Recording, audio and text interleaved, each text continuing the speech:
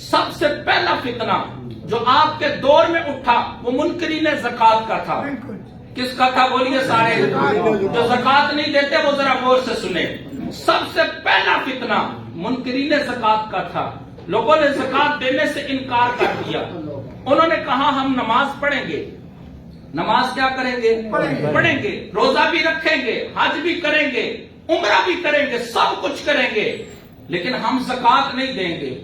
حضرت سیدنا صدیق اکبر آپ نے فرمایا میں اس کے خلاف جہاد کروں گا جس کے ذمے اونٹ کی اگر ایک رسی بھی ہوگی اور وہ اس رسی کو زکات میں نہیں دے گا تو فرمایا میں اس کے خلاف جہاد کروں گا.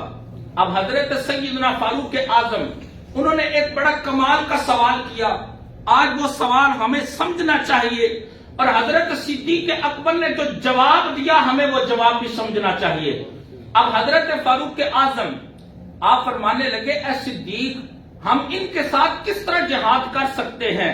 حالانکہ یہ کلمہ پڑھنے والے بھی ہیں, دیکھیں نا, کلمہ پڑھنے والے بھی ہیں, حج کرنے والے بھی ہیں, عمرہ ادا کرنے والے بھی ہیں, روزہ رکھنے والے بھی ہیں.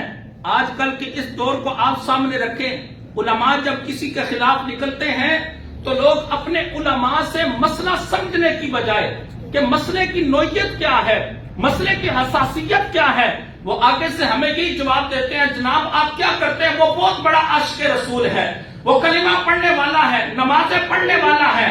میں نے کہا حضرت صدیق اکبر نے اس کا جواب دیا. جب حضرت فاروق اعظم نے پوچھا آپ ان کے خلاف جہاد کیسے کریں گے تو حضرت صدیق اکبر نے کہا اے عمر اگر آج یہ زکات کا انکار کر رہے ہیں تو کل تو یہ اٹھ کر پھر نماز کا انکار بھی کریں گے. توجہ ہے نا ہم سب کی؟ اگر آج یہ زکات کا انکار کر رہے ہیں تو کل یہ اٹھ کر نماز کا انکار بھی کریں گے. ہو سکتا ہے کچھ سالوں کے بعد حج کا انکار بھی کریں. تو فرمایا ایک ایک کر کے ضروریات دین میں سے یہ چیزیں نکالتے جائیں گے. پھر آپ نے جو جملہ بولا آپ نے فرمایا لوگوں سنو, اگر پرندے میری بوٹیاں نوچ ڈالیں اور اگر جانور میری لاش کو گھسیٹ دیں پھر بھی میں پیچھے نہیں ہٹوں گا. منکرین زکات کے خلاف میں جہاد کروں گا. آپ کی زبان اقدس سے صرف اتنے جملے نکلتے ہیں, اس کا اثر یہ ہوا کہ مدینے کے اندر جس پر جتنی زکات بنتی تھی وہ اپنے ہاتھ پر رکھ کر آپ کے قدموں میں لے کر حاضر ہو جاتا.